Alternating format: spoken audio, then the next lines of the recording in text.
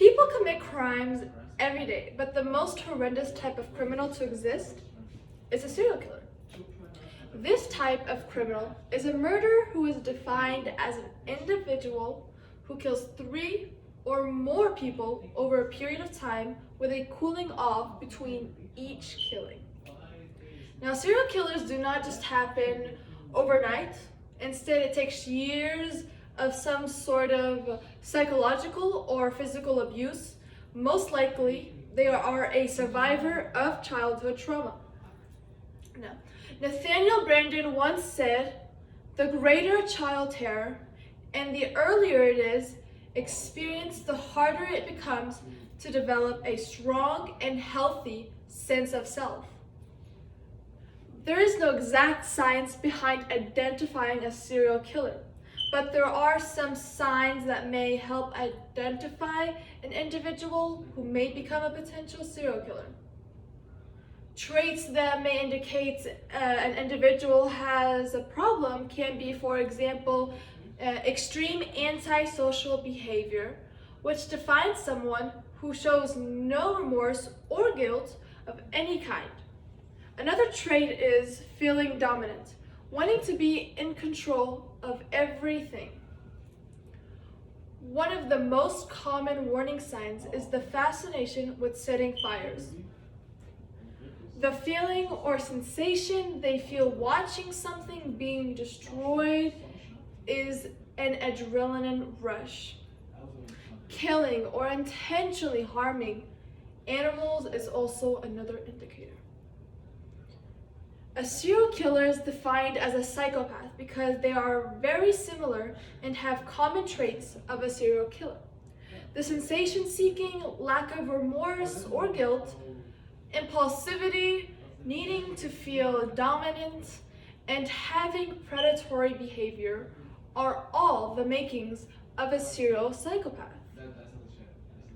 According to History.com, some of the most notorious serial killers are Harold Shipman, also called Dr. Death, killing over 218 patients and many more unidentified.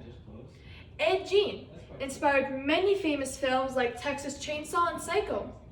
He would start with grave digging and stealing remains, then grew to committing murders.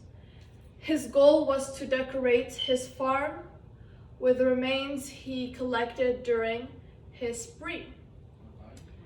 As a child, he was abused. His father was an alcoholic. His mother would instill fear of both women and sex. He also had severe abandonment issues, especially when his family all died within a 5-year time period. Another infamous serial killer is Ted Bundy, the first televised murder trial. Most people were surprised because he seemed normal, and he was handsome, well-educated, and brimming with charm. Albert Einstein once said, "Imagination is more important than knowledge. Knowledge is limited. Imagination encircles the world." Many people imagine Ted Bundy to be repulsive, deranged, and extremely antisocial, or some traits of the normal serial killers they would see. But of course, he hid that very well. Bundy had a very difficult adolescence. After graduating, he began his murder spree, which led to kidnapping, raping, and killing many women across the US. According to crime rates, the serial killing phenomenon in the United States was especially prominent from 1970 to 2000, which has also been described as the golden age of serial murderers.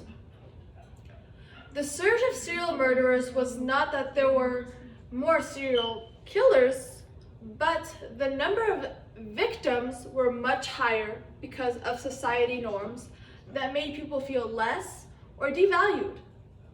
These victims are described as a high risk, meaning an easy target. For example, prostitutes, runaway teenagers, hitchhikers, and drug addicts were all easy victims because they placed themselves in a reckless environment without any regards to their own personal safety.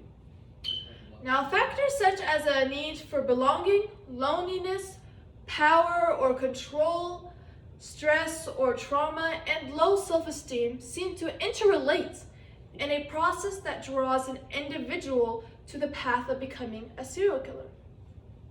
Psychologically, these serial murderers suffer from a mental illness that allows them to believe that what they are doing is normal, and everyone else around them is crazy for not doing the same thing. We should truly be afraid of man, because evil is man-made. We create weapons of mass destruction. Our hands and thoughts become our worst enemies, as well as our demise.